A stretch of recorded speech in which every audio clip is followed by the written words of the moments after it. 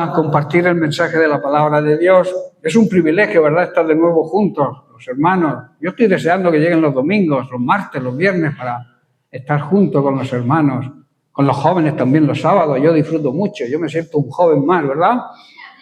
¿Jóvenes? ¿Es verdad? Bueno, es bonito que las generaciones pasadas, presentes y futuras tengan comunión.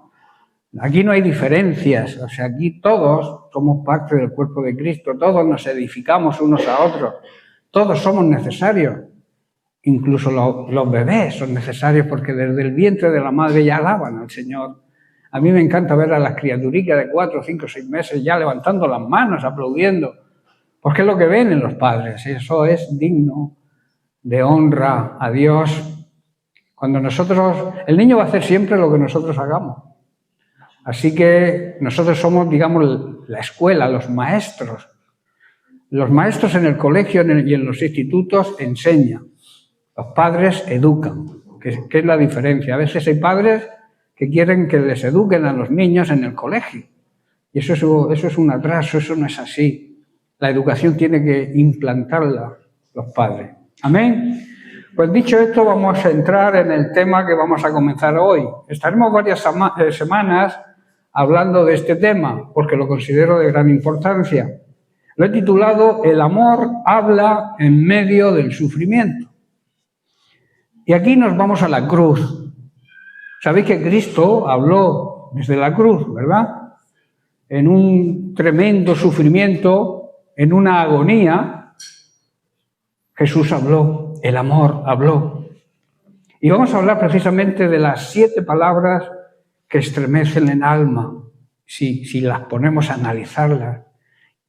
No analizarlas, sino a contemplarlas con expectativa, con agradecimiento, con pasión. Y esas 7 palabras se encuentran en 2 evangelios, en el Evangelio de Lucas, capítulo 23, y en el Evangelio de Juan, capítulo 19. Y aquí nos encontramos ante el momento más sagrado, más solemne y más profundo de toda la historia de la humanidad. Jesús muriendo en la cruz. La cruz no es simplemente un instrumento de muerte, es el altar donde el Cordero de Dios fue ofrecido.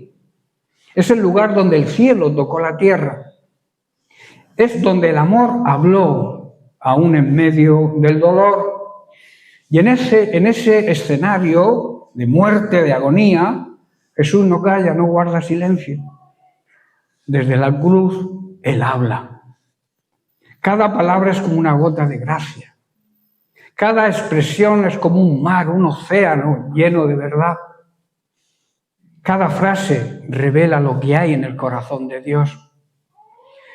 Mejor que analizar, como he dicho, vamos a contemplar con pasión, con reverencia, con emoción esas palabras de Jesús. La primera palabra, Padre, perdónalos porque no saben lo que hacen. Aquí no vemos juicio, aquí no vemos condena, vemos misericordia, la misericordia de Dios. Jesús está siendo clavado, humillado, escupido, y aún así no maldice ni pide justicia, sino que intercede. Esto rompe toda la lógica del ser humano. El ser humano dice, hacedme justicia, hazme justicia. Cristo dice, perdónalos. Aquí entramos en algo profundo y tenemos que entenderlo.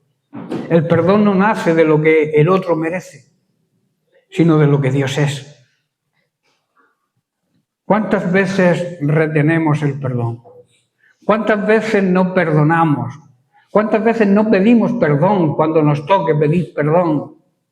¿Cuántas veces justificamos nuestro rencor?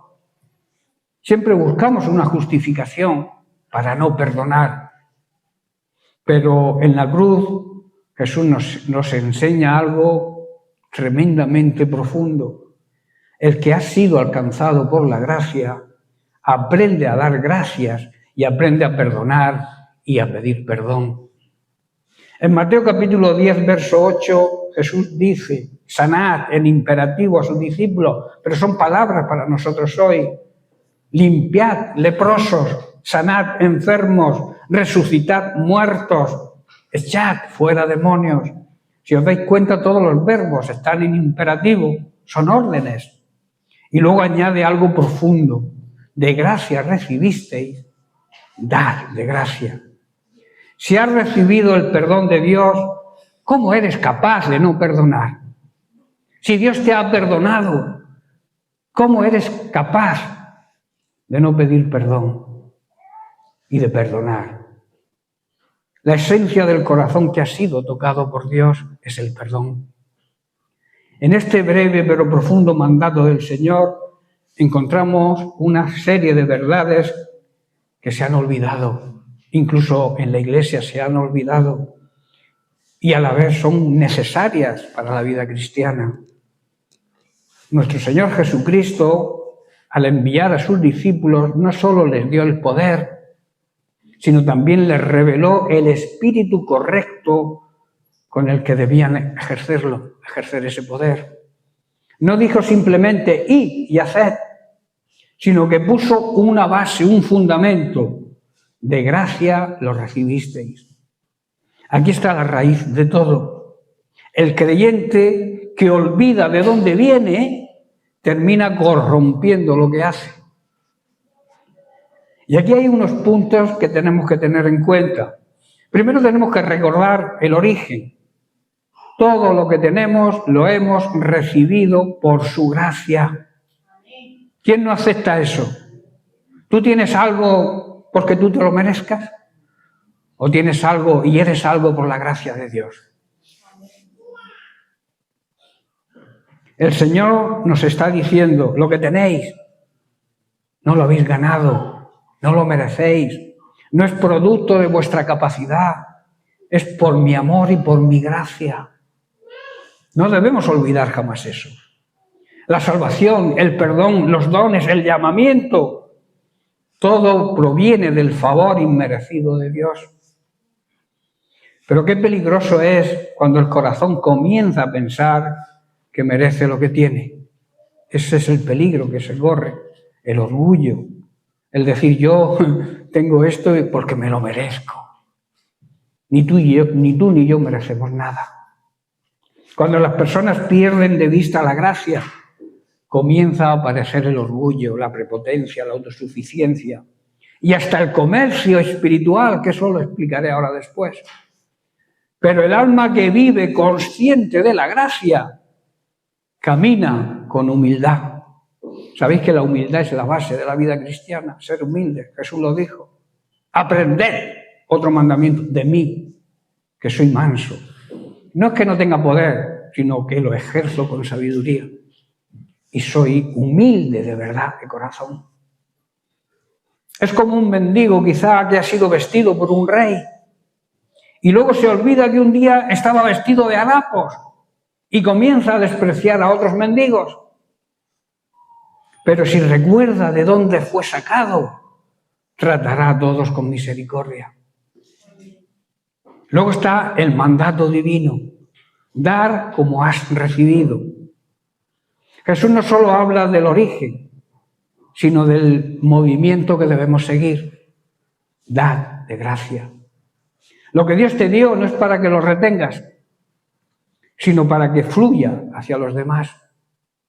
El Evangelio no es un tesoro para esconderlo, sino un río que se desborda e inunda a los demás, porque somos canales de bendición. Si recibiste perdón, tienes que perdonar. Si recibiste amor, tienes que amar.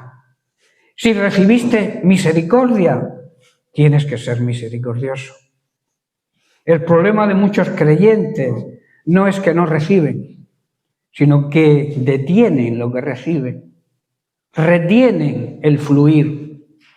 Son bendecidos, pero no bendicen a nadie. Eso es tremendo. Somos bendecidos para bendecir, no para retener la bendición. Y el problema es que cuando el fluir se detiene, el corazón se endurece. Luego tenemos el peligro de convertir lo espiritual en negocio.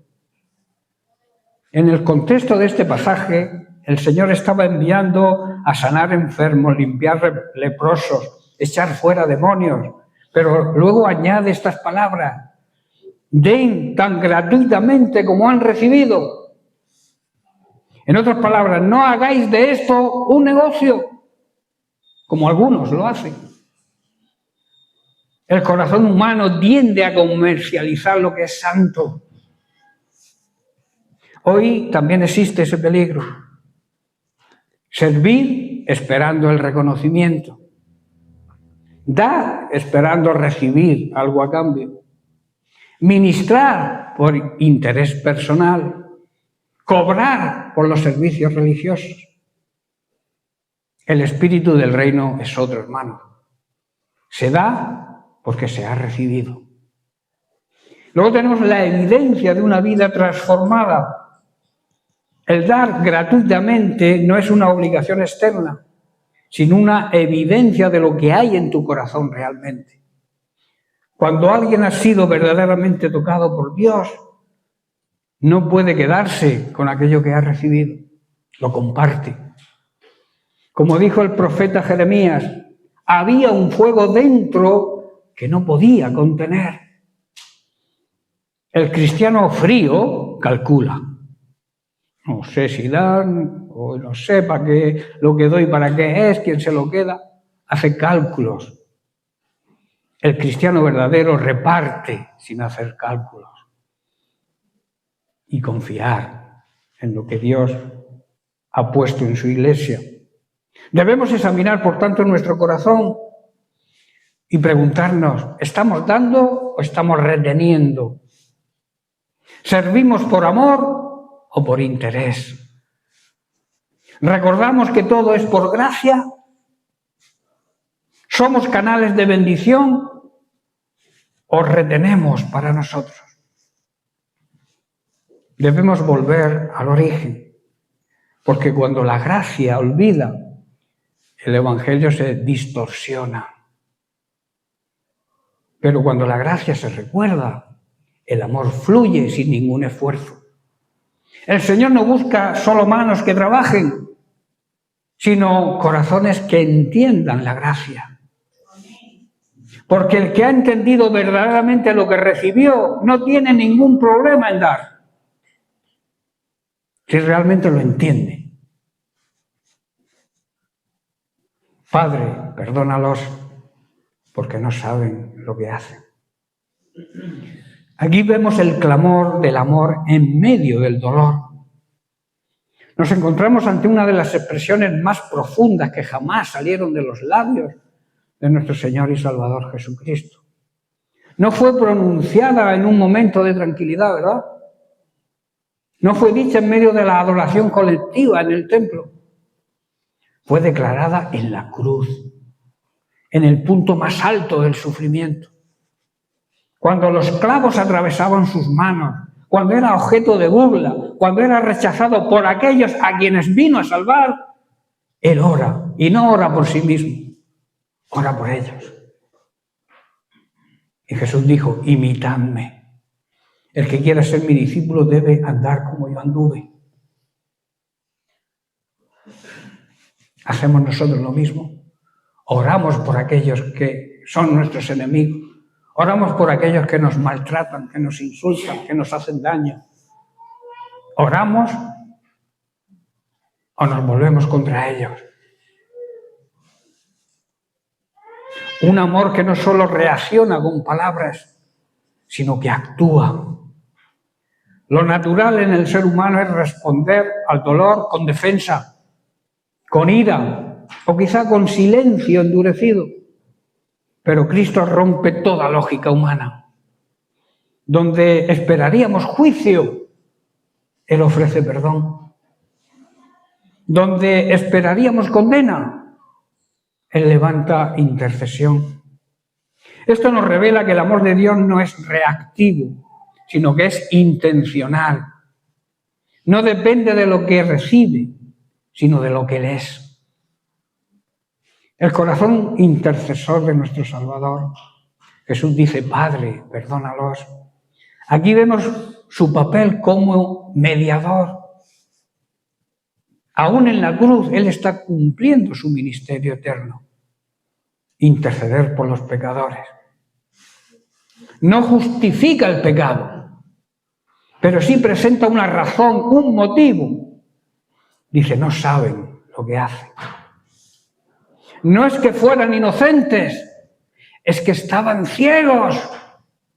No veían al Salvador, al Mesías prometido. Y aquí hay una gran enseñanza para nosotros. Muchas veces quien hieren no comprenden la magnitud de lo que hacen. Jesús ofrece perdón antes del arrepentimiento visible. Este detalle es profundamente impactante. Jesús no dijo, Padre, perdónanos cuando se arrepientan. ¿Verdad que no dijo eso? Él ora por perdón antes de que ellos lo pidan. Esto revela el carácter de la gracia de Dios. La gracia no espera condiciones perfectas. La gracia toma la iniciativa. Y cuando la gracia del perdón es entendida y revelada, produce arrepentimiento para salvación.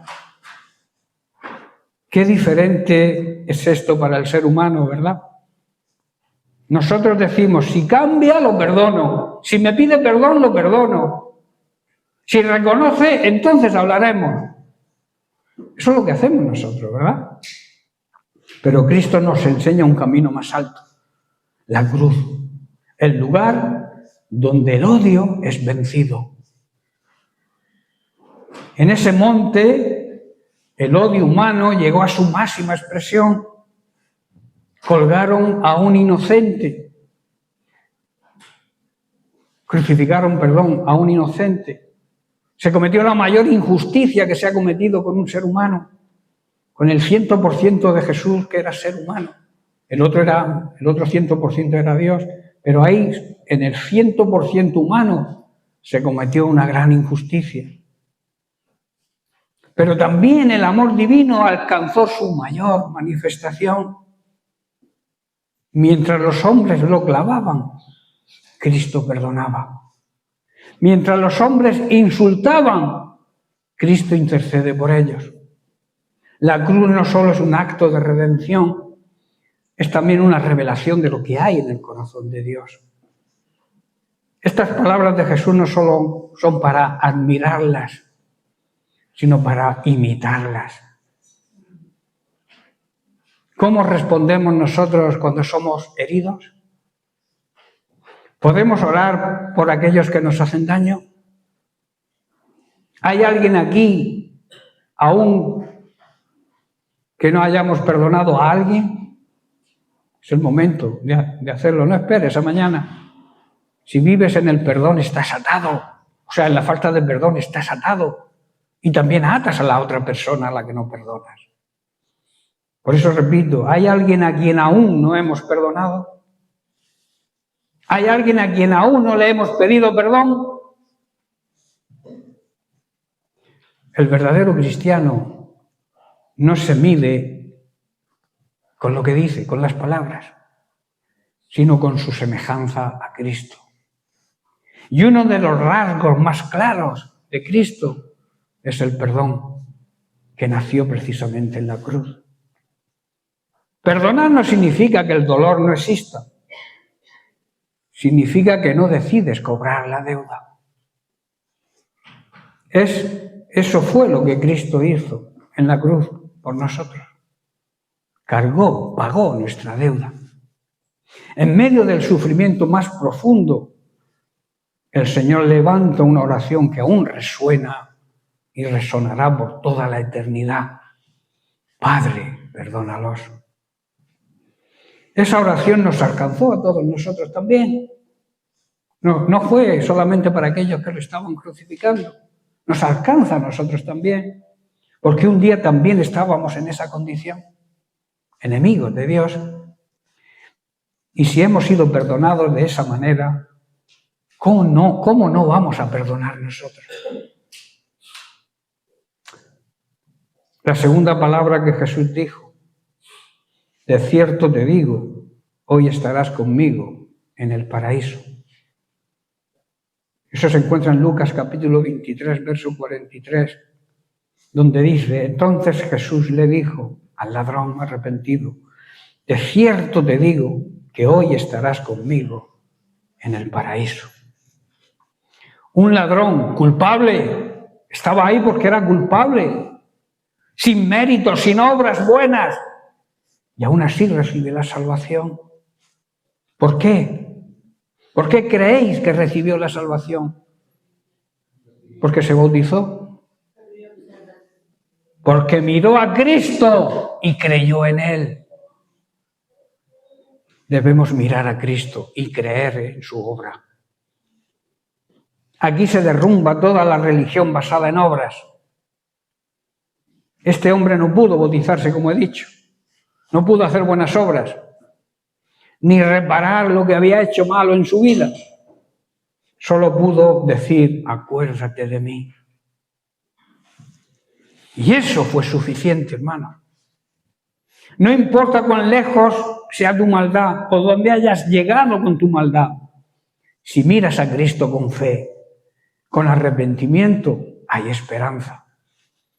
La salvación no es por lo que haces, es por aquel a quien miras, por aquel en quien pones tu mirada.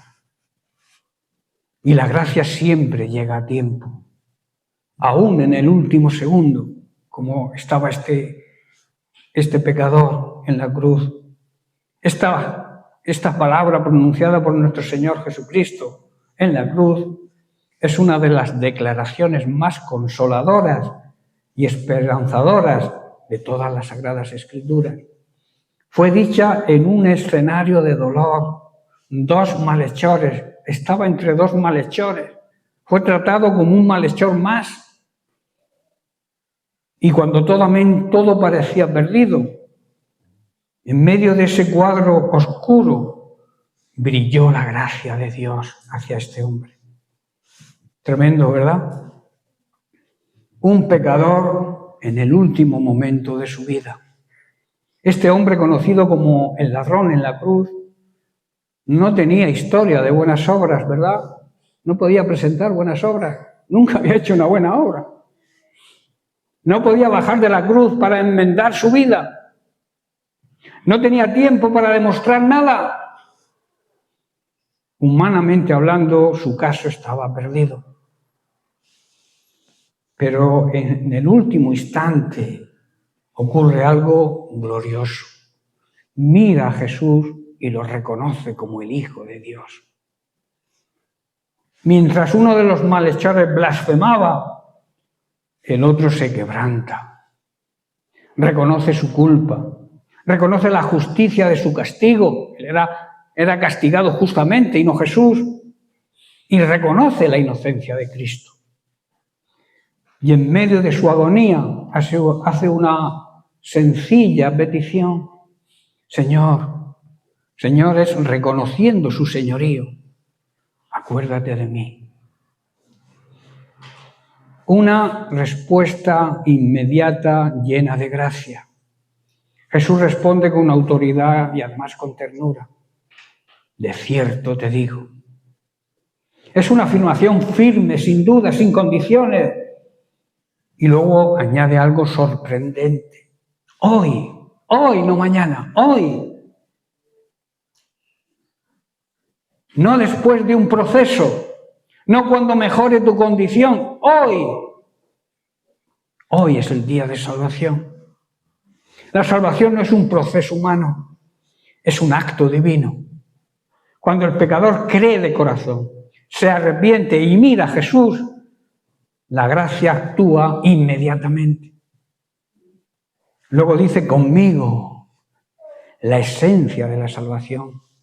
El cielo no es solo para un lugar de destino, es un lugar de estar en la presencia con Cristo.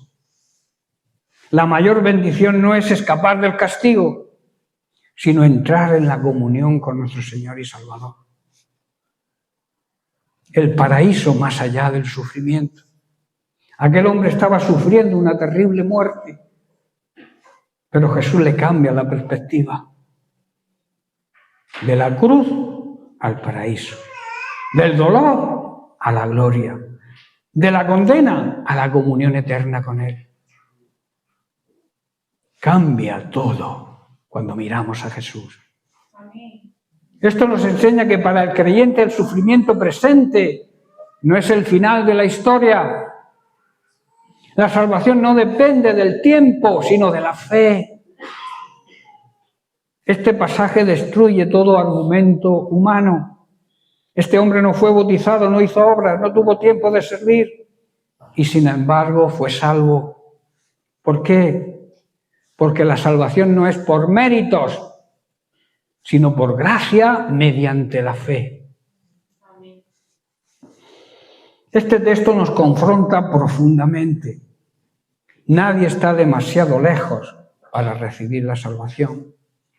Nunca es tarde mientras haya un soplo de vida. El problema es cuando ese soplo desaparezca y no haya habido ese reconocimiento del señorío de Dios y haber mirado a Jesús. Pero también nos recuerda que no sabemos si tendremos otra oportunidad. No sabremos si tendremos otro momento. Hoy, repito, es el día de salvación. Es como un hombre que pierde el autobús. Se descuida para el autobús, pero se va, no se monta. Pero de repente el conductor mira por el espejo, detiene la marcha y le abre la puerta. No porque lo merezca, porque estaba despistado y había perdido el autobús, sino por pura misericordia. Así es la gracia de Dios. En la cruz, mientras muchos veían el fin, Jesús estaba salvando a la humanidad. El ladrón representa a toda la humanidad, sin mérito, sin justicia propia, sin buenas obras, pero alcanzada por la gracia de Dios, si la quieren aceptar. Y esa misma voz sigue hoy diciendo, de cierto te digo. La pregunta es, ¿responderemos como aquel hombre? ¿Responderemos como el ladrón de la cruz? También en la cruz Jesús pronuncia unas palabras que demuestran que el amor verdadero no se olvida de los demás. Es el amor que aún en las circunstancias más difíciles no deja de velar, no se olvida de las personas amadas. El ejemplo sublime, el cuidado de Cristo desde la cruz. Y aquí vamos a la tercera palabra. Mujer, he ahí a tu hijo. Juan, el discípulo amado, he ahí a tu madre. Esto se encuentra en el Evangelio de Juan, capítulo 19, versos 26 y 27. Dice, cuando vio Jesús a su madre y al discípulo a quien él amaba, que estaba presente, dijo a su madre, mujer, he ahí a tu hijo. Y después dijo al discípulo, he ahí tu madre. Y desde aquella hora el discípulo la recibió en su casa. Aquí hay una mala interpretación, pero yo voy a tratar de dar la verdadera interpretación de este pasaje. Nos encontramos ante una de las escenas más solemnes de todas las Sagradas Escrituras. Nuestro Señor Jesucristo está en la cruz. No hay momento más intenso, más doloroso, más decisivo en la historia de la redención. Cada palabra que sale de sus labios tiene un peso eterno. No habla mucho, pero cuando habla, el cielo y la tierra escuchan. Y entre esas palabras hay una que revela el corazón pastoral de Cristo. Mujer, he ahí a tu hijo. ¿Quién piensa en otros cuando se está muriendo? ¿Quién piensa en otros cuando está sufriendo la cruz? ¿Quién piensa en otros cuando sufre profundamente? Cuida de su madre cuando está cargando el pecado de la humanidad. Solo Cristo lo puede hacer. Un amor que piensa en otros en medio del sufrimiento. Jesús está siendo crucificado, sus manos clavadas, su cuerpo destrozado, su alma angustiada. y sin embargo levanta la mirada y ve a su madre. Ve también al discípulo amado, a Juan el apóstol. Y en ese momento no piensa en aliviar su dolor, piensa en aliviar el dolor de otros. Esto es contrario a nuestra naturaleza, ¿verdad? Nosotros cuando sufrimos, quizá muchos se encierren en sí mismos.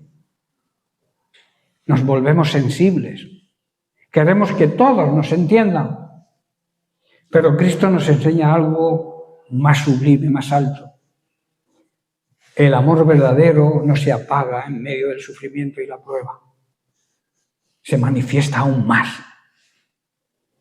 Es como una vela en medio de la oscuridad. Cuanto más oscuro está el ambiente, más brilla la luz. Así es Cristo en la cruz, brillando. Un amor que honra y que cuida. Jesús dice, mujer, he ahí tu hijo. No es una expresión de distancia, sino una expresión de propósito. En ese momento Jesús está actuando como redentor, pero no deja de cumplir la ley de honra a tu padre y a tu madre. Aún en la cruz Jesús honra a su madre, asegurando su cuidado, y se lo encarga a Juan. Esto nos confronta directamente, ¿verdad? ¿Cómo tratamos a nuestros padres? ¿Cómo cuidamos de los nuestros? Nuestra espiritualidad incluye responsabilidad familiar. Porque hay una verdad clara. No puedes amar a Dios y descuidar a los tuyos.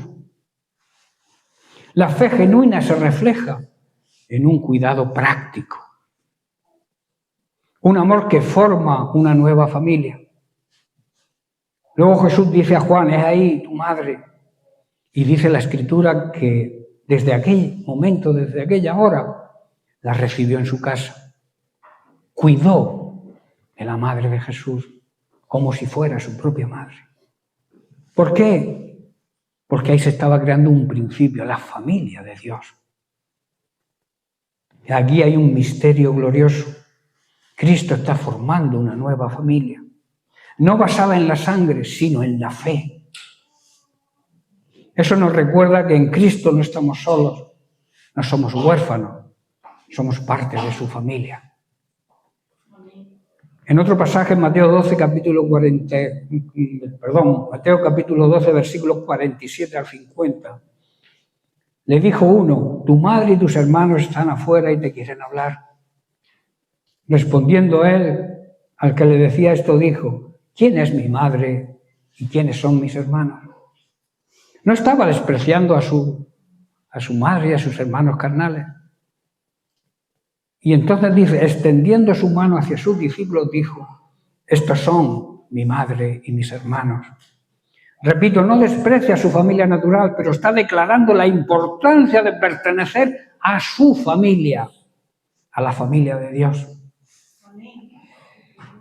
Pues todo aquel que hace la voluntad de mi Padre, que está en los cielos, esa es mi familia. Ese es mi hermano, mi hermana y mi madre. Tenemos hermanos en la fe, tenemos una familia espiritual. La iglesia no es un lugar, es una familia que nace al pie de la cruz con estas palabras de Jesús. Una voz que actúa y no solamente habla. Jesús no solo expresa compasión, Él toma una acción concreta, organiza el cuidado de su madre y se asegura su bienestar. Esto es fundamental. Hoy en día hay mucho amor de palabra, pero poco amor de hechos. Hay alguien que decía por ahí, todos se pelean por la herencia, pero nadie se pelea por cuidar a los padres cuando están enfermos y son mayores. Hoy en día, repito, hay mucho amor de palabra, pero poco amor de verdad, de hechos. Pero el amor de Cristo es diferente. Es un amor práctico, visible, sacrificial. No basta con decir te amo. A alguien que tiene hambre, el amor verdadero le da pan. No le dice, ve que el Señor te proveerá, sino le da pan. Esto es una lección para nosotros en medio de las pruebas. Jesús nos enseña desde la cruz algo poderoso. El sufrimiento no es una excusa para dejar de amar. Y esto nos lleva a una gran reflexión y algunas preguntas. ¿Cómo reaccionamos cuando sufrimos? ¿Te acercas a otros o te aíslas? ¿Tu dolor te endurece o te hace más como Cristo? Desde la cruz Jesús no solo nos salva, sino nos muestra cómo vivir y cómo amar. Nos enseña que el amor verdadero no depende de las circunstancias. No se limita solamente a palabras, no se olvida de los suyos y siempre busca el bien de otros. La cruz no endurece el corazón, el sufrimiento no endurece el corazón, sino que lo hace más grande, lo ensancha. Jesús no está centrado en su sufrimiento, sino en el bienestar de los suyos. El verdadero amor no desaparece en la prueba, se manifiesta aún más. Hoy Cristo sigue hablando, ahí tienes a tu hermano, ahí tienes a tu familia. Cuida, ama, sirve. Porque el que ha sido alcanzado por el amor, que fue demostrado en la cruz, no puede vivir de otra manera que amando como Cristo ama. La cuarta palabra de Jesús, Dios mío, ¿por qué me has desamparado? Este es el clímax del sufrimiento, del dolor, el momento más álgido. Aquí no vemos clavos, vemos abandono, pero no abandono físico, sino espiritual. Jesús, el Hijo Eterno, experimenta la separación con el Padre, porque Dios no puede convivir con el pecado. Y en ese mismo momento Jesús se convirtió en pecado, recibió el pecado de toda la humanidad. Y por eso Dios el Padre tuvo que mirar hacia otro lado. Y en medio del sufrimiento físico, a Jesús lo que más le dolía era eso, que el Padre mirara hacia otro lado. Pero Él lo comprendió y lo entendió que era por amor a nosotros. Estaba cargando con nuestro pecado. Él fue tratado como pecador para que nosotros fuéramos tratados como hijos. Este grito no es debilidad, es el precio de nuestra compra, de nuestra redención. Y nunca olvides que tu salvación costó más de lo que puedes imaginar. En Mateo capítulo 27, verso 46 leemos: cerca de la hora novena, Jesús clamó a gran voz diciendo: Elí, Elí, lama sabactani. Esto es: Dios mío, ¿por qué me has desamparado? El silencio del cielo por el peso del pecado. Nos acercamos a una de las expresiones más profundas, más solemnes y quizá más misteriosas de toda la Escritura. Desde la cruz nuestro Señor Jesucristo levanta un clamor que atraviesa la eternidad, los siglos. Dios mío, ¿por qué me has desamparado? No es un grito cualquiera, es el clamor del Hijo en el momento más oscuro de la redención. Un clamor en medio de una oscuridad. La Escritura no dice que desde la hora sexta, nos dice que desde la hora sexta hubo tinieblas sobre toda la tierra. No era una oscuridad común, era el reflejo de algo espiritual que estaba pasando, que estaba ocurriendo. El juicio de Dios sobre el pecado estaba siendo derramado y Cristo lo estaba llevando. El que nunca pecó estaba siendo tratado como pecado. El misterio del desamparo. Jesús dice: Dios mío, aún en el dolor no pierde su relación con el Padre. Sigue llamándole Dios mío. Pero añade, ¿por qué me has desamparado? Aquí entramos en un terreno santo. No significa que dejó de ser hijo de Dios, sino que en ese momento estaba experimentando el abandono, la separación que produce el pecado con Dios. El padre no dejó de amar al hijo jamás, pero el hijo estaba cargando con la culpa tuya y la mía, la culpa del pecado de toda la humanidad. El precio real del pecado. Muchas veces hablamos del pecado de manera ligera, pero en la cruz vemos su verdadero peso, su verdadera importancia. El pecado no solo produce muerte, produce separación. Y eso es lo que Cristo experimenta aquí, separación. Lo que nosotros merecíamos, Él lo tomó. El abandono que era nuestro, lo sufrió Él. Y luego tenemos el cumplimiento profético. Estas palabras no fueron improvisadas. Son el cumplimiento del Salmo 22, escrito por David muchos siglos antes. Salmo 22:1 dice, Dios mío, ¿por qué me has desamparado? David estaba hablando de sí mismo, pero estaba hablando proféticamente de Cristo. Lo que parecía un grito de angustia era también una declaración profética. Dios ya había anunciado que el Mesías pasaría por ese abandono. Nada está fuera del control de Dios. El amor que pertenece o que permanece aún en silencio. Aquí hay algo que debemos entender. El silencio de Dios no significa ausencia de Dios.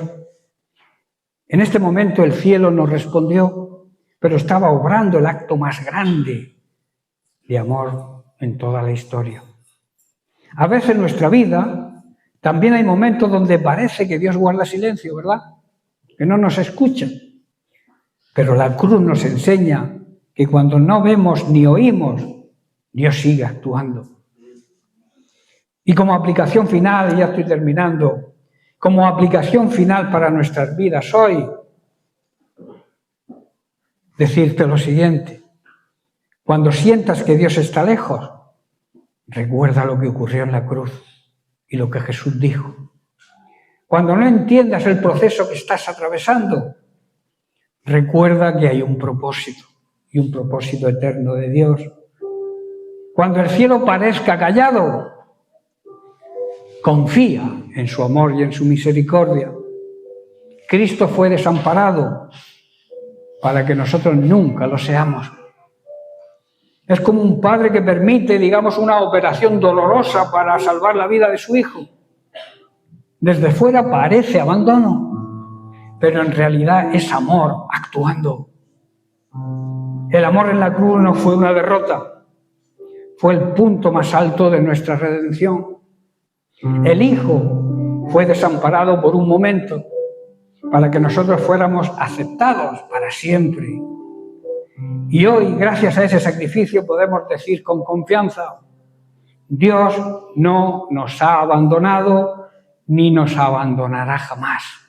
Amén. Bien, pues lo dejamos aquí y la semana que viene continuaremos con otras palabras de Jesús en la cruz. Que Dios le bendiga.